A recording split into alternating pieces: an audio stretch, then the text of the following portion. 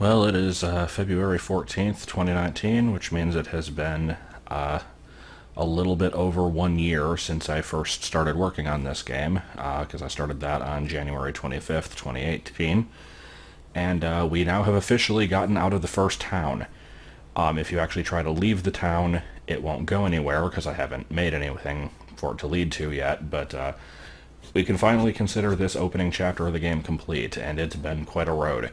A road mostly filled with, like, very long basically multi-month long gaps of me not working on the game, but ignoring that,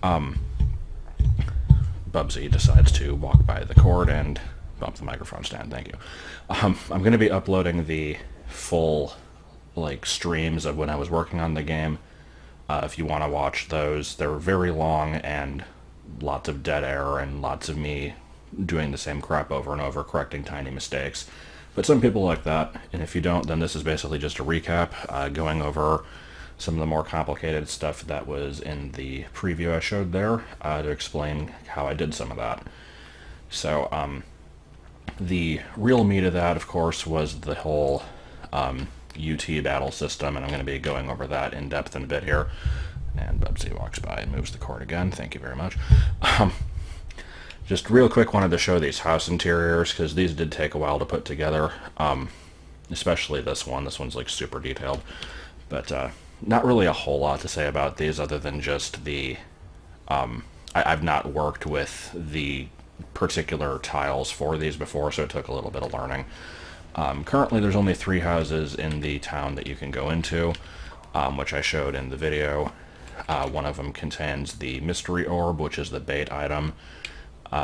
One has the bow in it, and then this one doesn't have an item, but it does have a letter you can read. I didn't show the letter in the video because it's really long, but I do show it at the end of one of the progress streams if you wanted to see that. But I also wanted to have potentially at least one other house enterable, just for like potential secrets, but I haven't made that yet. I might come back and add that later. And there might be a couple other things that you would come back here later for, but like for instance, you can use this. If you blow this up, there's like a shortcut you can take. But for right now, that's pretty much it for this town. And so with these house interiors, I basically just kind of made use of the pre-existing graphics. I did make these little... well, actually, I didn't make this spider web. This spider web was somewhere else in the tile set, and I used it for my own purposes, but that's just getting super nitpicky. Like, who really cares about all that? I will mention that these did take more layers than I had hoped. I like that pit there, by the way.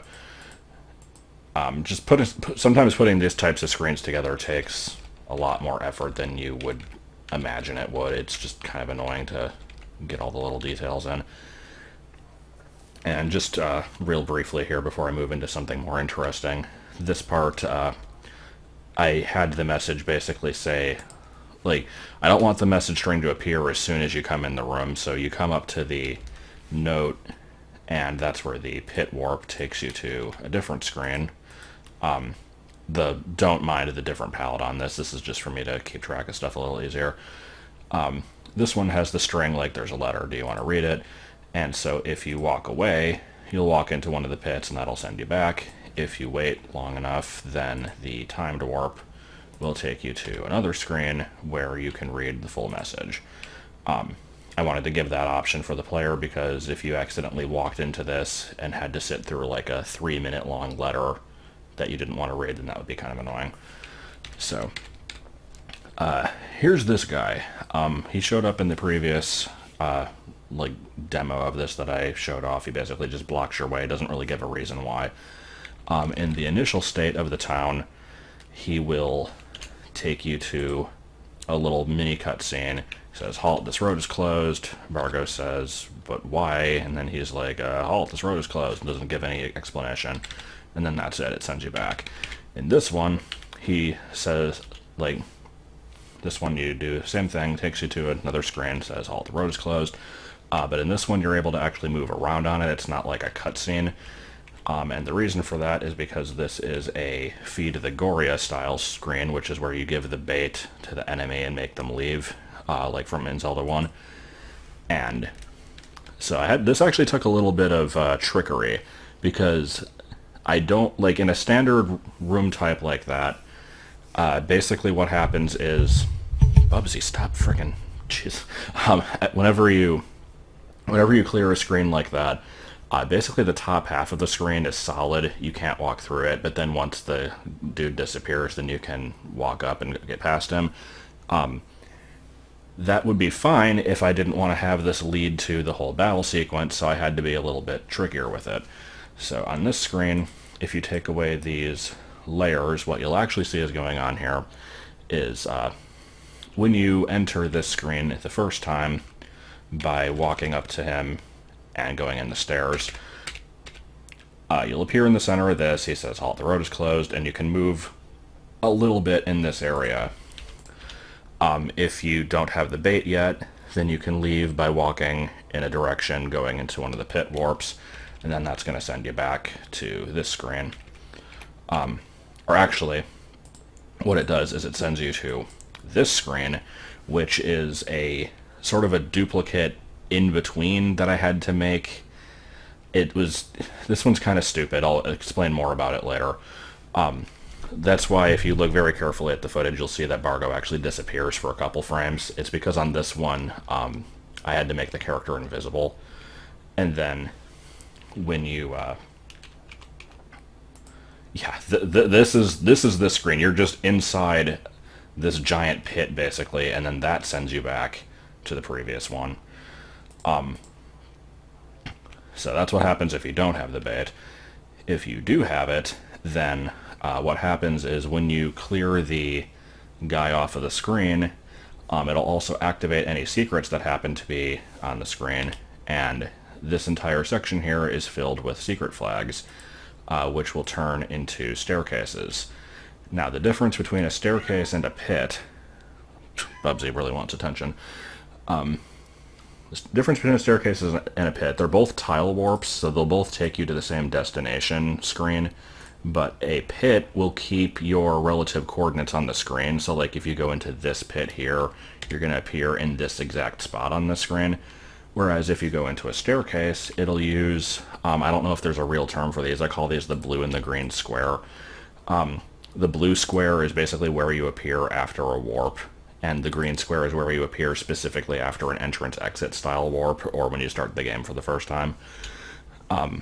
And so, because I have it switched to stairs instead of a pit, when you go through this warp here, this is the screen that has the big giant pit in the middle.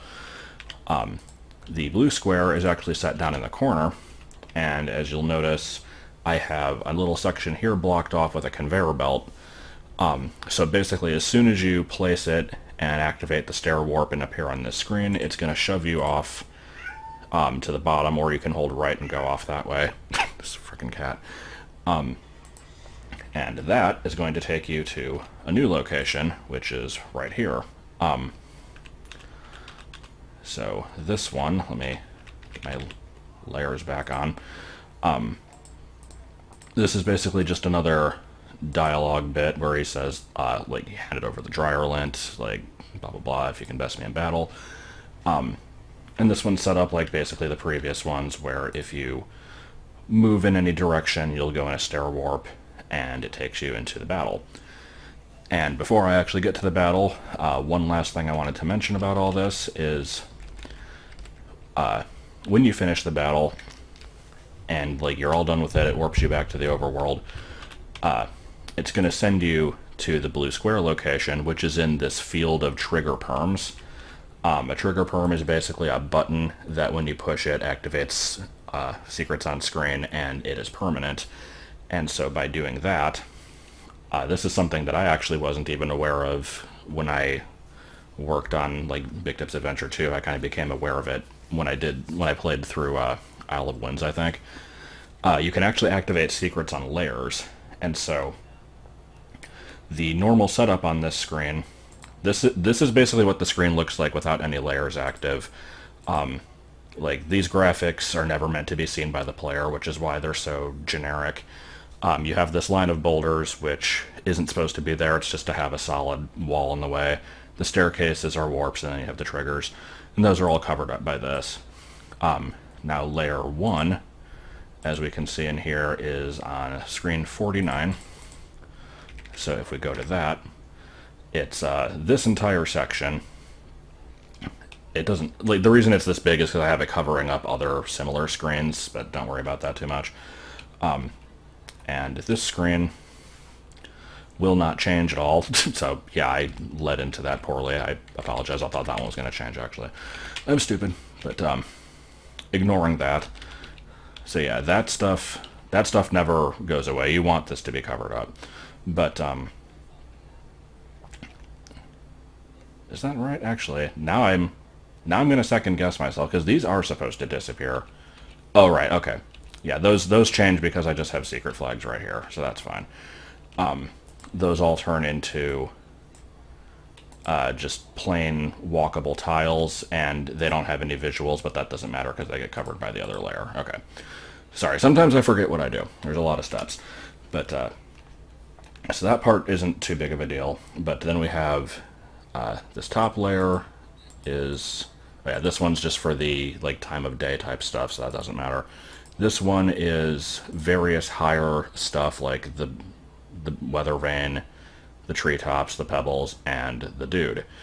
And so if we go to this screen, which is not in secret combos, surprisingly, screen 2D, this one does have secrets. And so basically he disappears, he just turns into a transparent tile.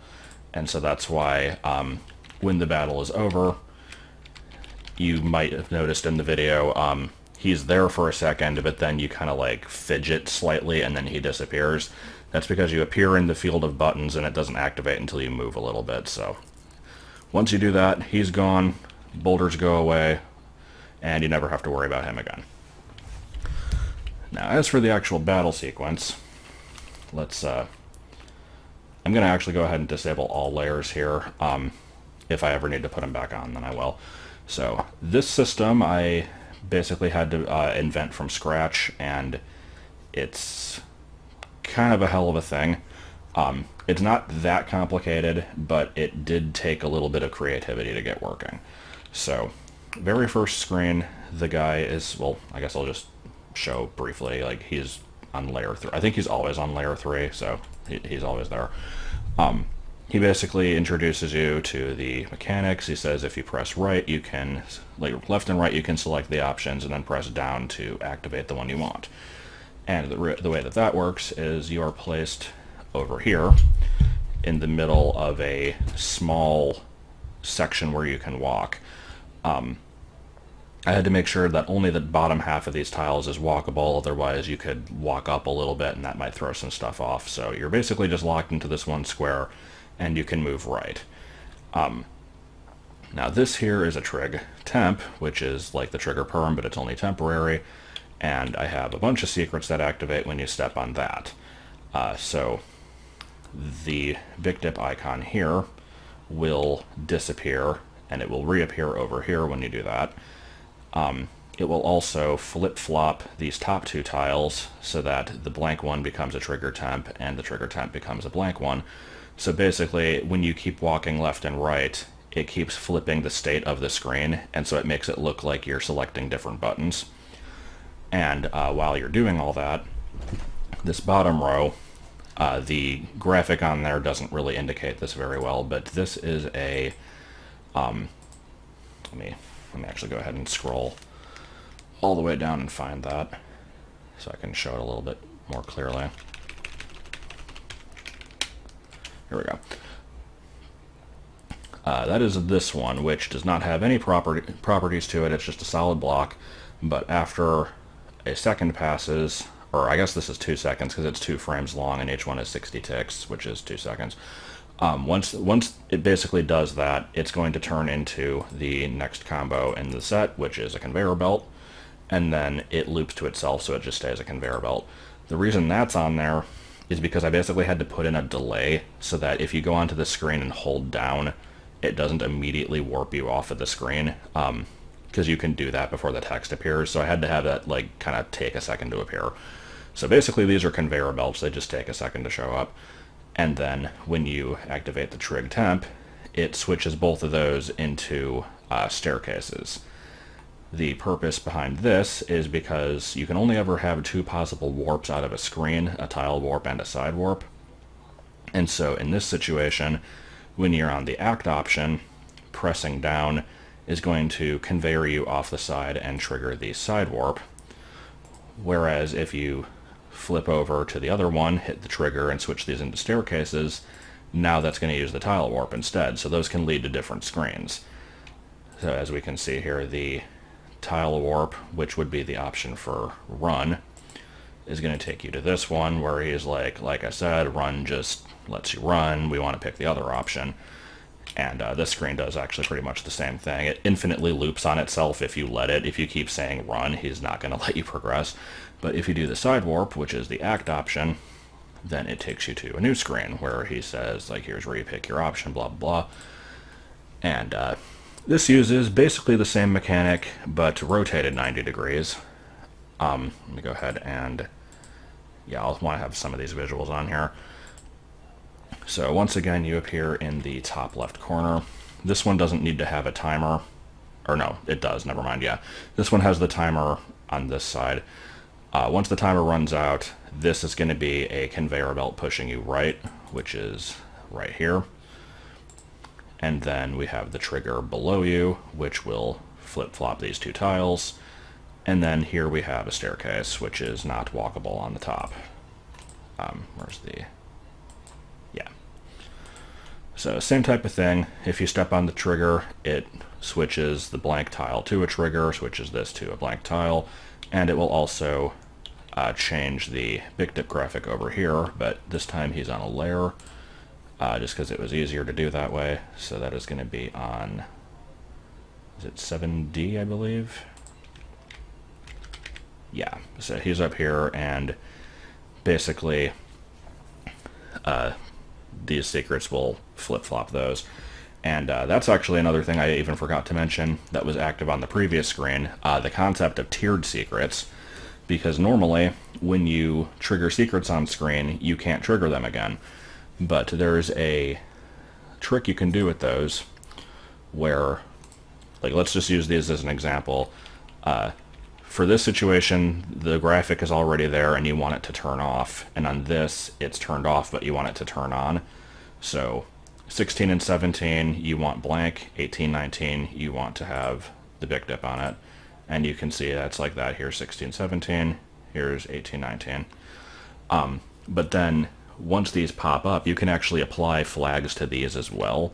So we can say, once this here is on screen, if secrets activate, what happens to it? And so what you do is you hold down Control and click it, and it has flag 18 on it, which is right here. So it flips back. And likewise, this one, if this changes, it's going to flip back to flag 16. So that's how all that works. All of these basically have the second tier flags on them so that they can flip back and forth. And the same thing happens with the graphic up here. We have the 3 in the initial position, and then the 3 in the other position, and those flip back and forth. So that's how all those work. And I think that's pretty much for... That pretty much explains most of the mechanics of this, at least navigating the menus.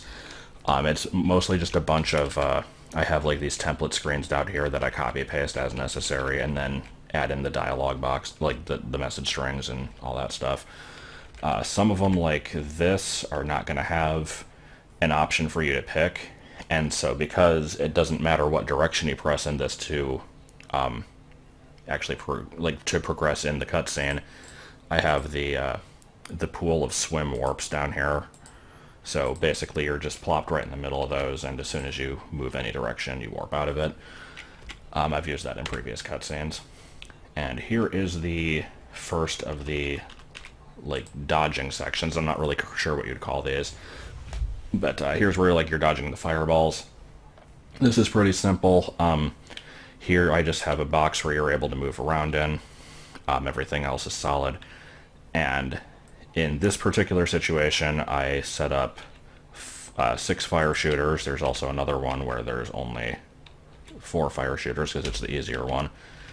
And using the enemy placement flags that tell you where you want to put enemies, I basically just place the 6 fire shooters around and you dodge them for a few seconds. The win condition of this is just to survive, so since you don't have to actually trigger any kind of like button or go anywhere, this is just a timed warp. So after 240 ticks, which is 4 seconds, after that amount of time passes, then it side warps you to the next screen.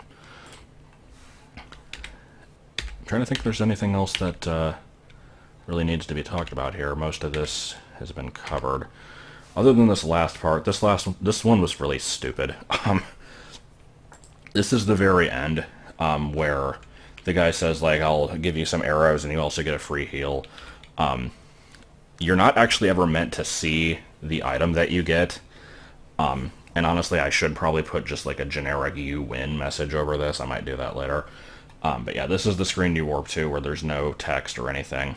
You appear in the center, you get the arrows, and flag 7 is the Ferry Flag. In the original Zelda, that's used for when you walk up to a pond with a fairy in it and like the Ring of Hearts appears and you get fully healed.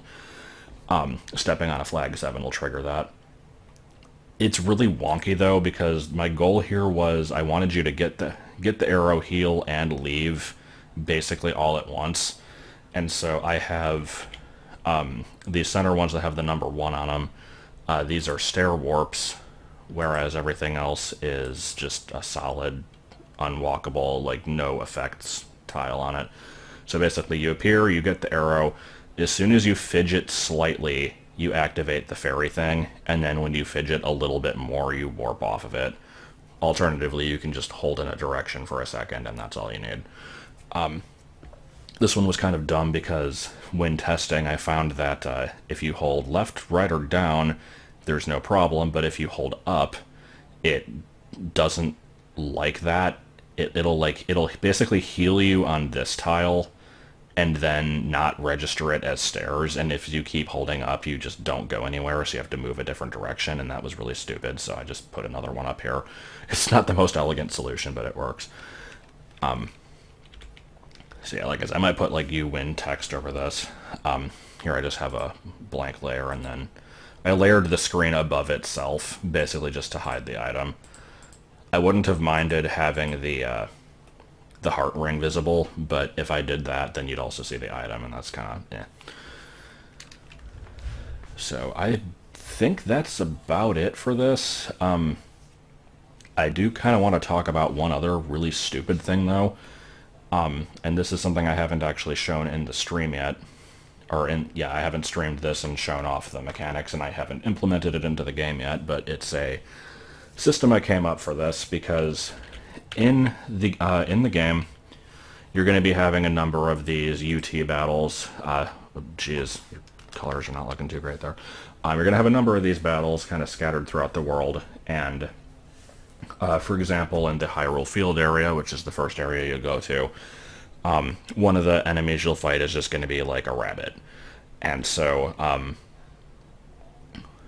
rather than, like, here's basically my options. If I want to have this enemy in there, I can make a battle sequence just like I did with this one, and as you can see, this took up, what is this? This is like 9, no, that's 10, 11, 12. It took up 12 screens, and this one was pretty simple. For the majority of these, once you actually have weapons, which you wouldn't at this point in the game, so I didn't bother. The majority of these, you're going to have to start off with a couple screens that disable your sword and items using the bubbles, and then you have to re-enable them after the fight. Unless fairies restore them, I have to check if that happens. That would be useful if they do. So, like, basically this is going to take up a decent number of screens. And for every phase of, like, dodging fireballs and traps and other various crap, those are going to get more complex as it goes on as well. I can combo cycle traps. Like, a good example, I don't know if I can find it in here, but there's, like, spike traps in dungeons where it, like, changes from a normal floor to one that damages you. I can basically animate, like, something moving in from the side, and you have to get out of its way, or other, like, if you touch it, it damages you. I can do stuff like that with combo cycling, so that'll be kind of neat. I like the falling rock. Yeah, here's the moving spikes. But, basically, like, the point I'm trying to get to is, if I make a battle like this, it's going to take up a pretty good number of screens. Let's say it takes up 2 full rows, so that's like 32 screens.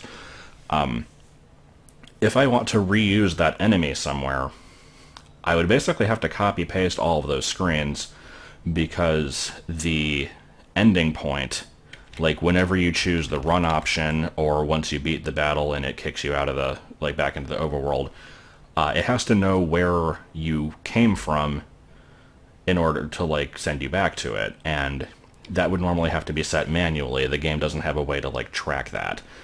So I came up with a system to actually have it be able to sort of remember, and at this time I think it only works for duplicating it once, But I could, in theory, chain several of these mechanisms together to have it do more than two.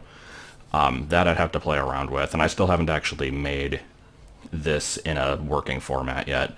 But let me go ahead and open this so I can show what the hell I'm talking about.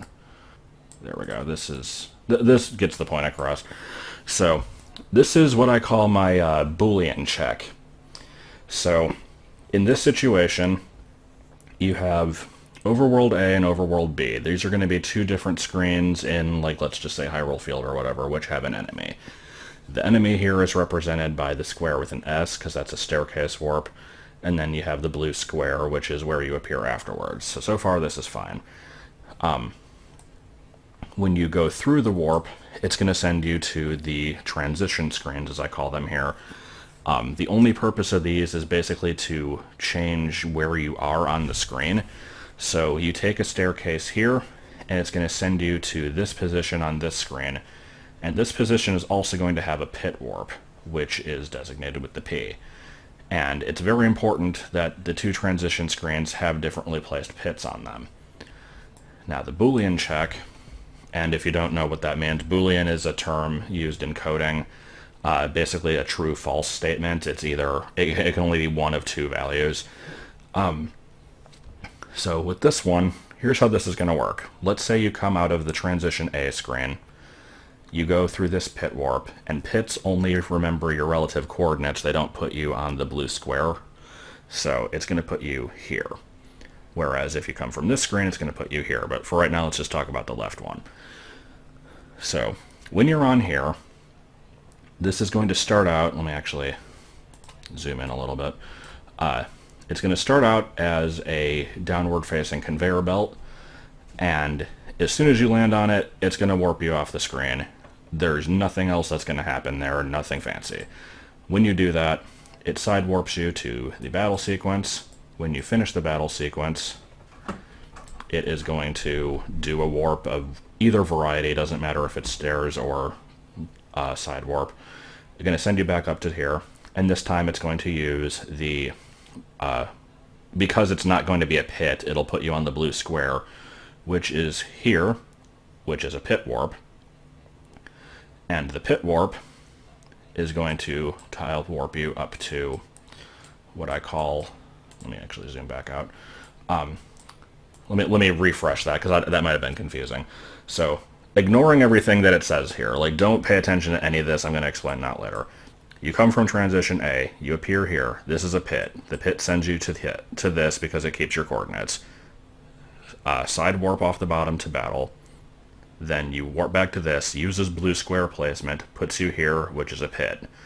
Pit is going to warp you up to transition C, and because it remembers your placement, it puts you on another conveyor belt. Side warp back to Overworld A, everything's fine. That was all needlessly complicated, and if I was only doing one battle, like, if I wasn't reusing the battle screens, I wouldn't have needed to do all that. But if you come from Overworld B, we take the stairs, puts you here.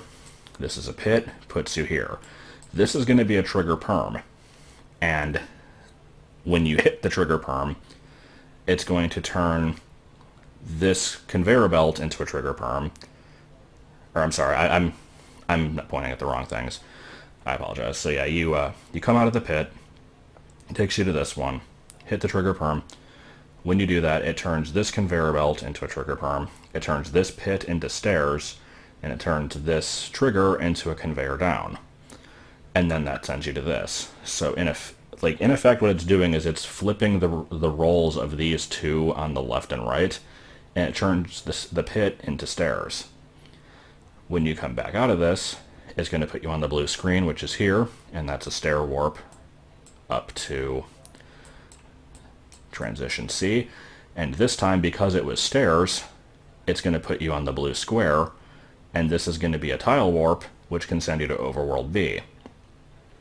So basically, it remembered, like, because you came from a different direction, and you activated secrets on screen, it changed enough about the rules of this screen to kind of remember that you came from the different place. And because it's a trigger perm and not a temporary one, it's gonna basically be in effect forever until you hit another trigger perm. So let's say in a situation you go through overworld B, you fight the enemy, so you go through here, it flips everything, and then you go through the battle, you come back, and then for some reason you fight it again. When you come back the second time, it's still going to remember that you hit it, so this is a conveyor down, it doesn't flip anything, and it does the same thing that it did before. But after fighting this one, if you go back to overworld A and go through that, now everything is reversed, so now the trigger is actually on this side, and it's going to flip everything again. You fight the enemy, you come back, and now this is the pit again, so now it's going to remember to put you back on overworld A. To me it makes sense, and I hope I explained that well, because I've still not tested this, but in theory this should work, and I should probably test it soon. And that's why I said, like, you could at least theoretically kind of chain together a few of these. I don't know how the hell you'd do it, because you'd have to have multiple Boolean checks, and keeping track of this would be, like, atrocious, but there might be a way to do it. And so all of this, once again, is basically just a way to save on screen space so that I don't have to copy-paste something a bunch of times. So I'm effectively coming up with this overly complicated garbage method because I want to save 30 screens. But if I do this for every enemy that I put in, let's say I have like 12 different enemies throughout the game, that's going to be 30 screens per enemy. That's going to save a lot of space. So I feel like this is an effective thing to do. I just really hope it works. So, like I said, I should probably test that soon. I actually meant to during my streams yesterday and today, but I kind of forgot about this because I was getting caught up in the whole other thing.